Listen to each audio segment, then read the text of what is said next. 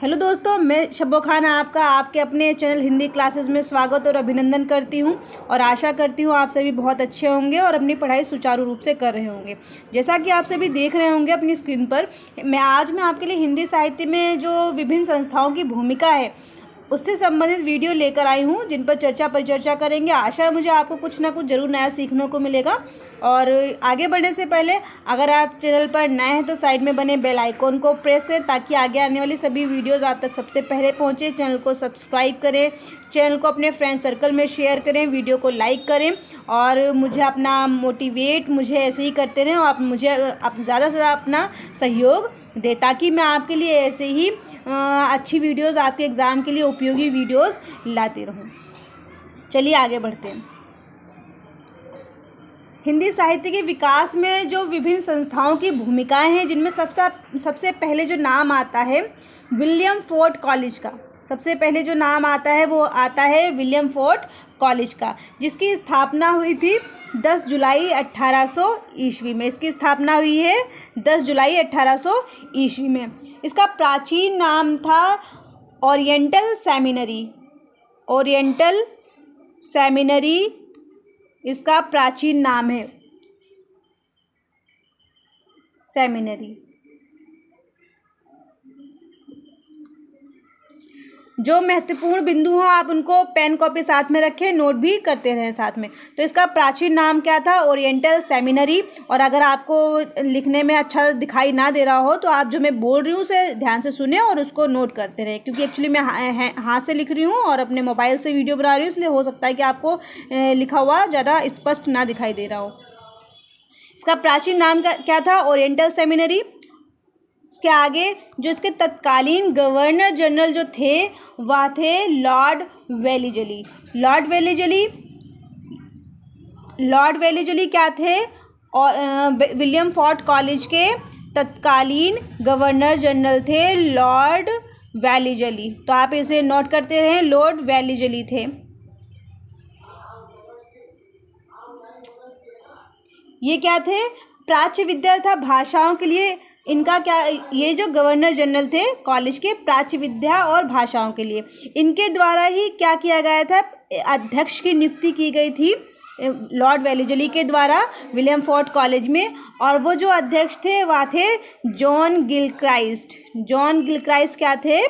अध्यक्ष थे इसके। और ये क्या थे? इसके प्रथम अध्यक्ष थे जॉन गिलक्राइस्ट। ये क्या थे?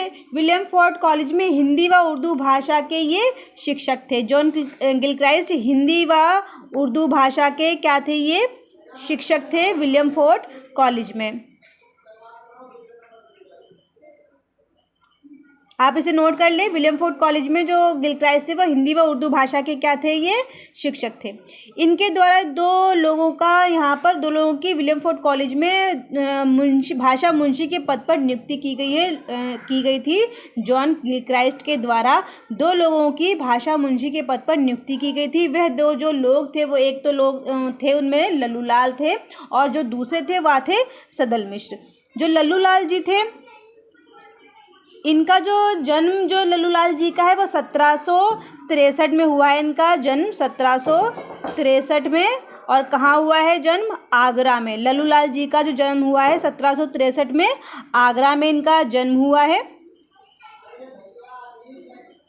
इसके अलावा जो लल्लूलाल जी की जो मृत्यु हुई है वो 1835 में कलकत्ता में हुई है। जो इनकी रचनाओं की भाषा थी ये बहुत महत्वपूर्ण है, क्योंकि ये एग्ज़ाम में पूछे जाते हैं। उसमें 4 ऑप्शन दिए होते हैं और ये पूछा जाता है कि इनमें से किसकी भाषा की ये विशेषता थी या नहीं थी, तो ये ध्यान रखें। जो लल्लूलाल जी की भाषा जो थी वो ब्रज भाषापन लिए हुई थी। जो इनकी रचनाओं की जो भाषा थी वह जो थी ब्रज भाषापन लिए हुए थी लल्लूलाल जी की रचनाओं की भाषा। तो आप इसे नोट करते जाएं, पेन कॉपी ज़रूर साथ में रखें, जो भी महत्वपूर्ण तथ्य हैं उन्हें साथ साथ में नोट ज़रूर करते रहें। आगे इसके अलावा रचनाओं की जो उनकी भाषा रचनाओं की भाषा ब्रज भाषापन लिए हुए थी। और आगे देखिए जो इनकी रचनाएं थी, इनकी रचनाएं महत्वपूर्ण हैं। एक तो पहली जो रचना थी इनकी प्रेम सागर।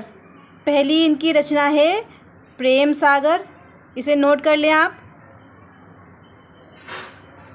प्रेम सागर, पहली रचना इनकी है प्रेम सागर। इस पर ब्रजी का प्रभाव था, इस रचना पर, प्रेम सागर पर ब्रजी का प्रभाव था इनकी रचना पर। इसके अलावा इनकी जो दूसरी रचना है वह है राजनीति। राजनीति इनकी रचना है, एक प्रेम सागर है, एक राजनीति है। इसके अलावा जो तीसरी रचना इनकी है वह है माधव विलास। माधव विलास, माधव विलास।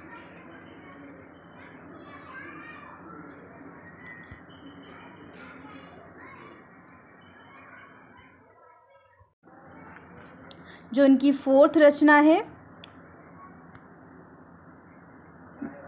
इनकी 3 रचनाएं अभी तक हमने देखी हैं। जो इनकी चौथी रचना है वो देखें आप।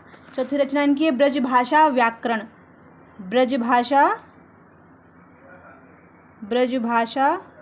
व्याकरण। इन सबको नोट करते रहें आप। तो लल्लूलाल की कितनी रचनाएं हमने देखी हैं? 4 रचनाएं देखी हैं। पहली हमारी थी प्रेम सागर, जिस पर ब्रजी का प्रभाव था। और ये भी ध्यान रखिए, जो प्रेम सागर है लल्लूलाल जी की, इसमें भागवत पुराण का 10वां जो स्कंद भाग है, स्कंद है या भाग है, इसका इन्होंने अनुवाद किया है। ठीक है, लल्लूलाल जी ने जो इनकी रचना है प्रेम सागर, इस पर ब्रजी का प्रभाव है। इसके साथ इस प्रेम सागर में भागवत पुराण के 10वें भाग का या स्कंद, भाग या स्कंद एक ही बात है, इसका इन्होंने क्या करा है, इसमें ब्रज भाषा पे इसका क्या करा है, अनुवाद किया है। तो आप इसको याद रखें। तो हमने लल्लूलाल जी की 4 रचनाएं देखी हैं।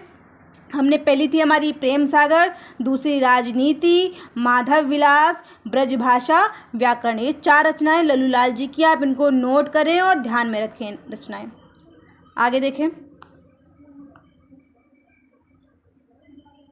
सदल मिश्र, जो 2 लोग थे भाषा मुंशी के पद के लिए, जिनको क्राइस्ट ने भाषा मुंशी के पद पर नियुक्त किया था, वो थे लल्लूलाल जी और एक सदल मिश्र। लल्लूलाल को हमने देख लिया है, अब सदल मिश्र को देखेंगे। सदल मिश्र जी का जो जन्म है, जो जन्म इनका है सदल मिश्र जी का, वह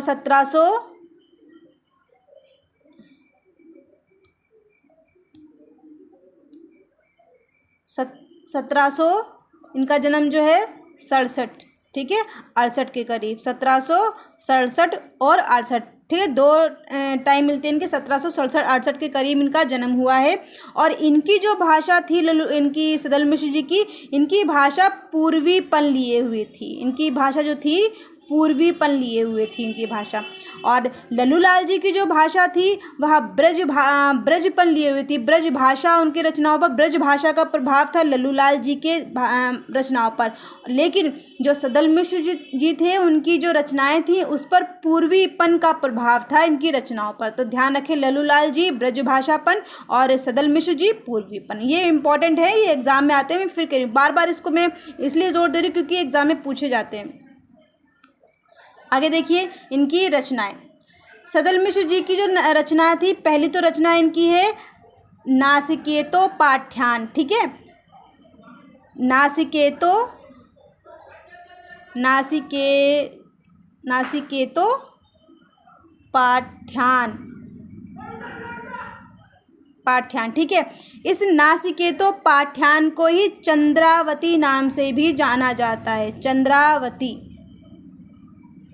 इस नासिकेतोपाख्यान को ही चंद्रावती के नाम से भी जाना जाता था।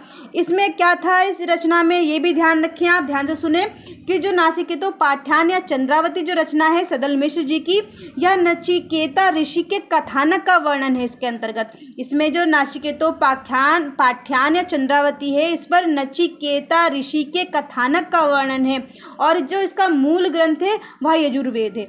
यह माना जाता है कि इसका जो मूल ग्रंथ माना जाता है कि यजुर्वेद से प्रभावित ये रचना है नासिकेतोपाख्यान। और अगला जो इसका पॉइंट बनता है, इसमें जो रानी चंद्रावती थी वह नचिकेत के प्रेम का वर्णन इस रचना में किया गया है। रानी चंद्रावती व नचिकेत के प्रेम का वर्णन इसके अंतर्गत करा गया है।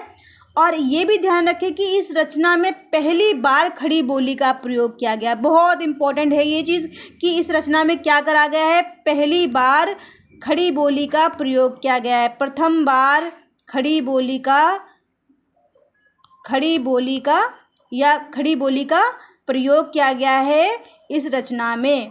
कौन सी रचना है? नाचिकेतोपाध्यान या चंद्रावती। इसके 3-4 पॉइंट मैंने बताए, फिर से मैं रिपीट कर रही हूँ। नाचिकेतोपाध्यान या इसका दूसरा नाम क्या है? चंद्रावती है, या नचिकेता ऋषि के कथानक का इसके अंतर्गत वर्णन किया गया है। इसका मूल ग्रंथ जो माना जाता है वह है यजुर्वेद, और रानी चंद्रावती वे नचिकेता के प्रेम का वर्णन है इसके अंतर्गत। और पहली बार इस रचना में क्या करा गया है? खड़ी बोली का प्रयोग हुआ है। ये चीज़ ध्यान रखें आप। इसके अलावा जो इनकी दूसरी रचना है सदल मिश्र जी की, इसे ध्यान रखें आप। रामचरित, इनकी जो दूसरी रचना है वह है रामचरित, या इनकी रचना है रामचरित। और यह इसका काल जो माना जाता है 1806 का काल माना जाता है। इस रचना का काल जो माना जाता है वह माना जाता है 1806 का काल इसका माना जाता है, इस रचना का, रामचरित का। और ये भी माना जाता है कि रामचरित जो रचना है ये अध्यात्म रामायण से संबंधित है। ठीक है, ये छोटी छोटी चीज़ें हैं, बिंदु जो हैं, इसे ध्यान रखें। इनकी 2 रचनाएं मैंने बताई हैं सदल मिश्र जी की। एक तो नाचिकेतोपाध्यान या चंद्रावती, दूसरी है रामचरित। इसे अध्यात्म रामायण के नाम से भी जाना जाता है, रामचरित को। ठीक है, आगे देखते हैं।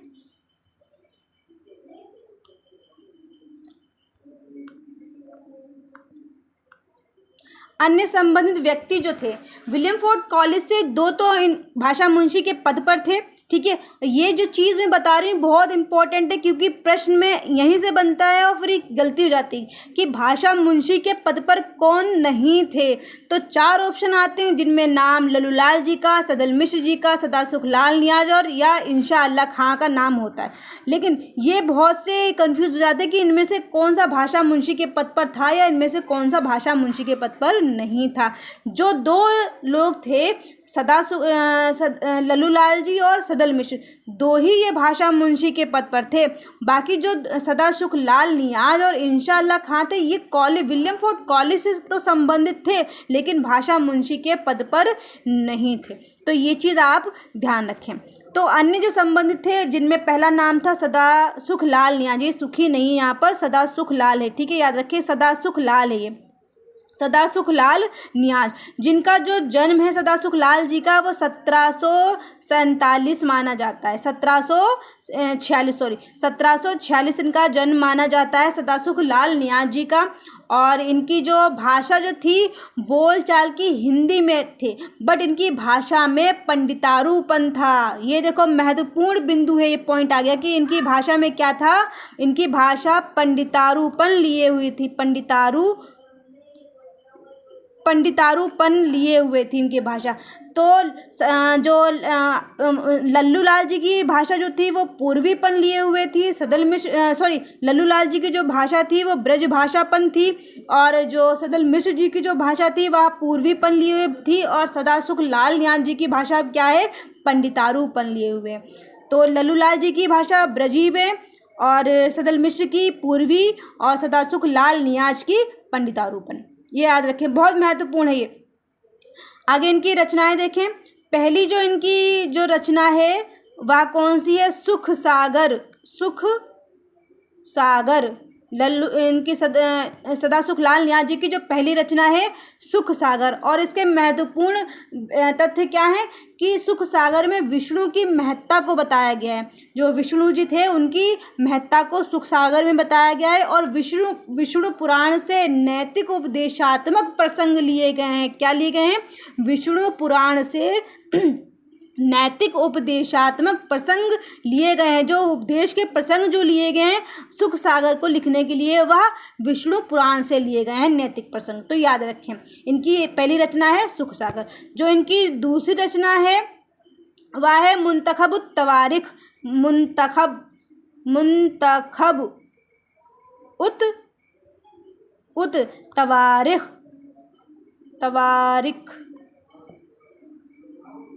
ठीक है, 2 भाषाएं इनकी है, पहली सुख सागर है, दूसरी मुंतखब उत तवारिख भाषा है। ठीक है, यह जो मुंतखब उत तवारिख जो इनकी रचना है, ये इसमें इन्होंने आप स्वयं का संक्षिप्त परिचय दिया है सदासुख लाल न्याज जी ने, जो सदासुख लाल ने जो स्वयं का ही इसमें संक्षिप्त परिचय अपने बारे में ही इसके अंतर्गत बताया है, किसमें, मुंतखबुत तवारिख रचना में।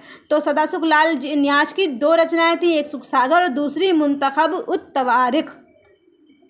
आगे बढ़ते हैं। नेक्स्ट जो संबंधित थे फोर्ट विलियम कॉलेज से, वो दूसरा नाम है इंशा अल्लाह खान जी का। ठीक है, इंशा अल्लाह खान जी का दूसरा नाम है इसका। जो इंशा अल्लाह खान जी का जो जन्म माना जाता है वह है 1756 मुर्शिदाबाद। मुर्शिदाबाद कहाँ है? यह है मुर्शिदाबाद तत्काल का दिल्ली। ठीक है, तत्कालीन जो मुर्शिदाबाद था वो दिल्ली। ठीक है, मुर्शिदाबाद दिल्ली। और इनका जो जन्म है वो 1756 है। इनकी रचनाएं देखें अब। इनकी जो पहली रचना है रानी केतकी की कहानी, बहुत इम्पॉर्टेंट है। रानी केतकी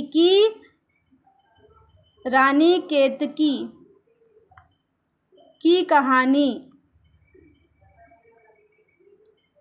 और इस रचना को ही उदयभान चरित नाम से भी जाना जाता है। उदयभान चरित, इस रचना को ही उदयभान चरित नाम से भी जाना जाता है। तो रानी केतकी की कहानी जो रचना है इंशा अल्लाह खान जी की, इस रचना को ही उदयभान चरित नाम से भी जाना जाता है।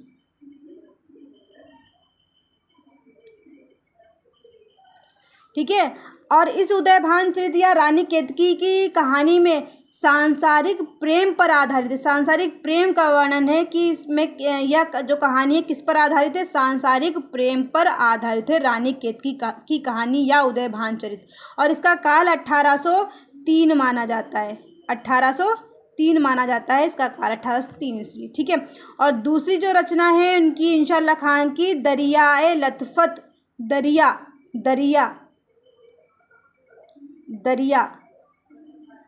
दरियाए लतफत। ठीक है, दरियाए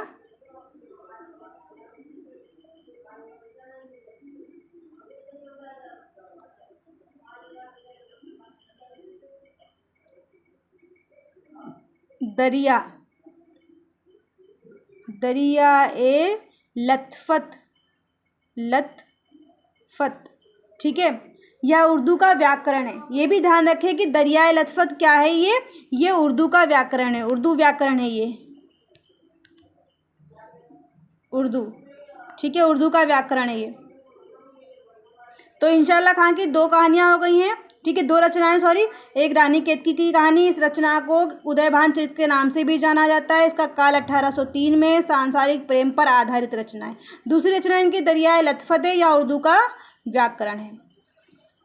चलिए आगे बढ़ते हैं। अगली रचना जो हमारी अगली जो हमारी संस्था है वह है नागरी प्रचारणी सभा। ये भी बहुत इम्पोर्टेंट है। इसकी जो स्थापना हुई है वह 16 जुलाई 1803 में हुई है। इसकी स्थापना नागरी प्रचारणी की 16 जुलाई 1803 में इसकी स्थापना हुई है। और इसका प्रकाशन, इसकी स्थापना, ये ध्यान रखिए, इसमें कन्फ्यूज़न होता है। इसकी स्थापना तो 1893 हुई है, लेकिन इसका जो प्रथम प्रकाशन जो हुआ है वो 1896 से स्टार्ट हुआ है। इसका प्रथम प्रकाशन 1896 से हुआ है, इसका प्रथम प्रकाशन। ध्यान रखिए, इसका प्रकाशन तो एक नागरी प्रचारणी सभा है। इसके अलावा नागरी प्रचारणी पत्रिका, जो पत्रिका थी, उसका प्रकाशन 1896 से हुआ है। इसकी स्थापना 1893 हुई। और इसके जो प्रथम अध्यक्ष थे राधा कृष्ण दास जी थे। ठीक है, इसके प्रथम अध्यक्ष राधा कृष्ण दास जी प्रथम अध्यक्ष थे नागरी प्रचारणी सभा के। 16 जुलाई 1893 में इसकी स्थापना हुई है। इसका प्रथम प्रकाशन जो हुआ है 1896 में हुआ है। इसके प्रथम अध्यक्ष जो थे राधा कृष्ण दास जी थे। और इसके प्रथम संपादक जो थे इसके थी जो वेणी माधव जी, इसके प्रथम संपादक थे। वेणी माधव इसके प्रथम संपादक थे, वेणी माधव। संस्थापक जो थे, इसके 3 संस्थापक है, इसमें भी कन्फ्यूजन होता है, इसे ध्यान रखें। इसके 3 संस्थापक थे इसके। एक तो राम नारायण मिश्र जी थे, राम नारायण मिश्र जी थे इसके संस्थापक। ठीक है, दूसरे जो थे शिव कुमार सिंह थे, शिव कुमार सिंह, ठीक है। और जो इसके तीसरे जो थे वह थे श्याम सुंदर दास